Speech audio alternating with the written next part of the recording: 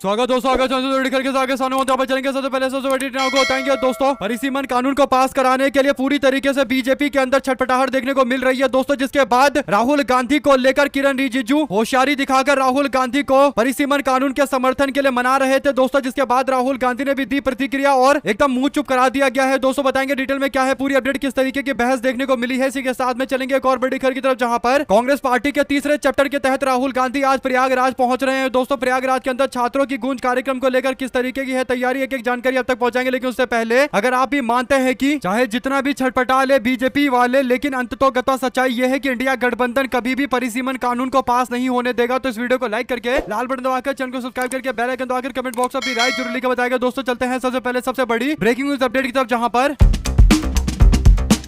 राहुल गांधी और भारतीय जनता पार्टी के संसदीय कार्य मंत्री किरण रिजिजू के बीच में महिला आरक्षण विधेयक को लेकर जोरदार तरीके की बहस देखने को मिली दोस्तों। बहस की शुरुआत बीजेपी के नेता किरण रिजिजू करते हैं। दरअसल राहुल गांधी के द्वारा एक वीडियो साझा किया जाता है दोस्तों। इस वीडियो में राहुल गांधी छात्रों के द्वारा पूछे गए सवाल का जवाब देते हैं दोस्तों। यानी छात्रों ने राहुल गांधी से सवाल पूछा कि आप क्या मानते हैं, महिलाओं की क्या भूमिका भारत की राजनीति में होनी चाहिए, और अगर आप एक चीज बदलना चाहेंगे देश के अंदर तो क्या बदलना चाहेंगे। तो राहुल गांधी ने कहा कि महिलाओं का योगदान सबसे ज्यादा होना चाहिए। राहुल गांधी आगे कहते हैं कि हमारे देश के अंदर जो महिलाएं हैं उनकी क्षमता को सही से नहीं उभारा गया है, यानी उनको अभिव्यक्ति नहीं मिली है, जिस कारण से भारत की राजनीति में महिलाएं दिखाई नहीं देती है। उन्होंने कहा कि हम लोगों को समझना चाहिए कि अगर हमें देश को आगे लेकर जाना है तो हमारी महिलाओं को अभिव्यक्ति देनी पड़ेगी, यानी आजादी देनी पड़ेगी, और वो जब राजनीति में आएंगी और देश के अंदर और ज्यादा अपना योगदान देंगी तो देश और आगे बढ़ेगा। राहुल गांधी महिला सशक्तिकरण की बात कर रहे थे दोस्तों। इस बात पर बीजेपी के नेता किरण रिजिजू अपना एजेंडा चलाने में लग गए। उन्होंने राहुल गांधी के इस वीडियो पर प्रतिक्रिया देते हुए कहा कि मुझे लगता है कि राहुल गांधी जी को अब समझ में आ रहा है कि महिलाओं का सशक्तिकरण क्या होता है, और राहुल गांधी के इस वीडियो से मुझे उम्मीद है कि उनको समझ में आ रहा है कि महिलाओं को आरक्षण मिलना चाहिए। और इसीलिए राहुल गांधी से किरण रिजिजू कहते हैं कि बीजेपी की सरकार महिला आरक्षण बिल लेकर आ रही है तो उस पर राहुल गांधी को समर्थन करना चाहिए। यानी दोस्तों परिसीमन कानून महिला आरक्षण बिल के आड़ में लाने की जो कोशिश बीजेपी के नेता की चल रही है दोस्तों, उसे फिर से आगे बढ़ाया जा रहा है। किरण रिजिजू संसदीय कार्य मंत्री है दोस्तों। इस पर राहुल गांधी ने इनको जवाब देते हुए सामने से जवाब देते हुए कहा कि संसदीय कार्य मंत्री होने के नाते आपसे बेहतर ये कौन जानता है कि महिला आरक्षण विधेयक 2023 में ही सर्वसहमति से पास कर दिया गया था, यानी सर्वसम्मति से पास कर दिया गया था, और कांग्रेस पार्टी ने पूरा समर्थन दिया था। सवाल यह है कि 3 साल के बाद वो लागू क्यों नहीं किया गया, यानी महिला आरक्षण को तो तुरंत अभी से नियम से लागू कर देना चाहिए। अब आप उसे परिसीमन यानी डिलिमिटेशन की वजह से क्यों जोड़ना चाहते हैं। 2023 का कानून लागू करिए, तुरंत लागू करिए, अभी से लागू कर दीजिए, अगले विधानसभा चुनावों से ही जोड़कर आगे कर दीजिए, इसमें क्या दिक्कत आ रही है। लेकिन बीजेपी के नेता ज्यादा होशियारी दिखाने की कोशिश कर रहे थे दोस्तों। इस होशियारी को निकालते हुए राहुल गांधी ने ये सीधा सीधा सवाल पूछ लिया जिसका कोई जवाब नहीं है बीजेपी के नेता किरण रिजिजू के पास दोस्तों। किरण रिजिजू वही पुराना ड्रामा करते हैं कि हमने जो कानून लेकर आया था उसमें कहा था कि 2029 से लागू करेंगे और परिसीमन के बाद लागू करेंगे। तो ये तो बीजेपी वालों ने जोड़ा था, ये तो भाजपा वाले आज भी चेंज कर सकते हैं, बदलाव कर सकते हैं और अभी इमीडिएट इफेक्ट यानी तो तत्काल प्रभाव से लागू कर सकते हैं। विपक्ष तो पूरी तरीके से खड़ा है तत्काल लागू करने के लिए। तो आखिर भाजपा वालों को ऐसा क्या आसमान टूट रहा है कि इनको परिसीमन कराना ही कराना है, क्योंकि भारतीय जनता पार्टी वाले अपने तरीके से देश के अंदर सीटों को बनाना चाहते हैं दोस्तों। यानी कौन कौन सा क्षेत्र किसी लोकसभा सीट का हिस्सा बनेगा ये लोग तय करेंगे। तो उसके बाद आप लोग जानते हैं कि कैसे देश के अंदर लोकसभा का पूरा स्ट्रक्चर बदल दिया जाएगा और बाद में उन सीटों पर चुनाव जीतना विपक्ष के लिए बहुत मुश्किल हो जाएगा, क्योंकि समीकरण ही वैसे सेट कर दिए जाएंगे। और इन्हीं बातों को लेकर भाजपा का विरोध चल रहा है। इस पर 2 शब्द जरूर लिखकर बताएगा। साथ साथ दोस्तों राहुल गांधी के छात्रों की गूंज कार्यक्रम को लेकर जबरदस्त तरीके का समर्थन प्रयागराज के अंदर जुड़ता हुआ नजर आ रहा है दोस्तों। भारी संख्या में लोगों का हुजूम दिखाई दिया और रील मंत्री गिव अस रियल जॉब इस तरीके की मांग की गई दोस्तों। यानी रील मंत्री से रोजगार की मांग की जा रही है। छात्रों की गूंज कार्यक्रम उत्तर प्रदेश के प्रयागराज के अंदर हो रहा है और छात्रों के साथ में उनके भविष्य के साथ में बीजेपी सरकार द्वारा किए जा रहे खिलवाड़ को एक बड़ा मुद्दा बनाया गया है दोस्तों। ऐसे में जोरदार तरीके का समर्थन और चैप्टर 3 ये किस तरीके का इतना बड़ा माहौल बनाकर देगा कि हो सकता है कि आने वाले दिनों के अंदर कांग्रेस पार्टी इसे लेकर देशव्यापी आंदोलन की भी शुरुआत कर दे। कुल मिलाकर छात्रों से जुड़ा हुआ मुद्दा देश के हर कोने में कभी ना कभी रहता ही है दोस्तों। चाहे पेपर लीक का मामला हो या फिर भर्ती में देरी का मामला हो, घोटाले का मामला हो, और तमाम तरीके के षड्यंत्र देश में चल रहे हैं। तो रोजगार एक बहुत बड़ा संकट है। ऐसे में राहुल गांधी इसी संकट की ओर आम जनता को आकर्षित करने के लिए, ध्यान आकर्षित करने के लिए छात्रों का कार्यक्रम कर रहे हैं दोस्तों। इसी के साथ में राहुल गांधी उत्तर प्रदेश में मौजूद हैं तो कांग्रेस पार्टी के नेता मल्लिकार्जुन खड़गे उत्तराखंड के अंदर पूरी ताकत का इस्तेमाल करते हुए संगठन को एकजुट करते हुए एक सभा कर रहे थे हल्द्वानी के अंदर। मल्लिकार्जुन खड़गे की सभा होती है दोस्तों। खड़गे हल्द्वानी में कहते हैं कि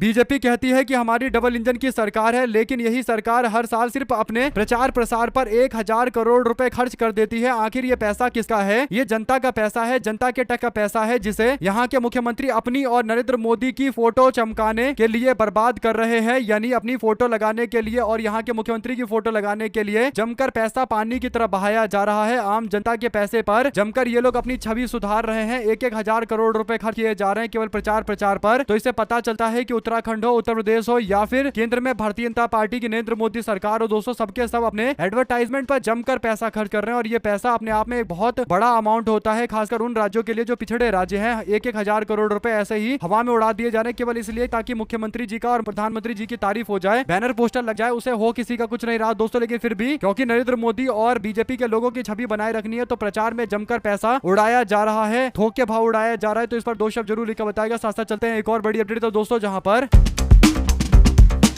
सुखबीर बादल एक दिन पहले प्रधानमंत्री नरेंद्र मोदी से मुलाकात करने के लिए संसद में प्रधानमंत्री कार्यालय पहुंचते हैं दोस्तों। और प्रधानमंत्री कार्यालय में मुलाकात करने के बाद सुखबीर बादल जब वापस लौटे तो उन्होंने अपनी पार्टी की एक बैठक चंडीगढ़ के अंदर सीनियर नेताओं की बैठक बुलाई। और चंडीगढ़ में इस बैठक के दौरान महिला आरक्षण विधेयक का समर्थन करने का ऐलान किया गया दोस्तों। यानी सबको पता है कि महिला आरक्षण विधेयक पहले ही पास हो चुका है, लेकिन बीजेपी के लोग फिर से इस कानून को लेकर जबरदस्ती का ड्रामा बनाने की कोशिश कर रहे हैं ताकि इसकी आड़ में जैसे तैसे परिसीमन वाला कानून पास करा दिया जाए। और इन्हीं कारणों से अब सुखबीर बादल एक बड़ी बैठक बुलाते हैं, अपने वरिष्ठ नेताओं की बैठक बुलाते हैं दोस्तों। इस बैठक में चंडीगढ़ के अंदर जमकर चर्चा की गई। बड़ी बात यह है कि शिरोमणि अकाली दल ने कहा कि हम लोगों ने गुरुओं की शिक्षा के अनुसार यह फैसला लिया है कि हम लोग चाहते हैं कि महिलाओं को आरक्षण मिलना चाहिए, महिलाओं के लिए वुमेन रिजर्वेशन होना चाहिए। अब ये जो भाजपा की भाषा बोलने लगे हैं सुखबीर बादल दोस्तों, तो इससे एक बात क्लियर हो गई है कि भारतीय जनता पार्टी वाले जैसे तैसे परिसीमन का कानून पास करवाना चाहते हैं दोस्तों। इसके लिए सुखबीर बादल गए थे पंजाब में गठबंधन बनाने को लेकर बीजेपी से बात करने के लिए, लेकिन अमित शाह और मोदी इनको कह रहे हैं कि महिला आरक्षण पर हम लोगों को बोलना चाहिए। और कहीं ना कहीं सुखबीर बादल के द्वारा ये बैठक करना और महिला आरक्षण का मुद्दा उठाना ये बताता है कि कहीं ना कहीं भाजपा के एजेंडे को अब ये सर्व करने लगे हैं। और महिला आरक्षण के नाम पर परिसीमन का जो कानून देश में पास कराकर पूरी तरीके से देश की राजनीति पर कब्जा करने की एक साजिश चल रही है, उसका विरोध हो रहा है। लेकिन सुखबीर बादल शायद अभी गठबंधन बनाने में इतने ज्यादा उत्साहित है दोस्तों की कोशिश कर रहे हैं कि जैसे तैसे गठबंधन बना लिया जाए। आप लोग इस पर जो प्रतिक्रिया देना चाहते हैं लिखकर जरूर बताएगा। चलते हैं एक और बड़ी अपडेट तरफ, जिसमें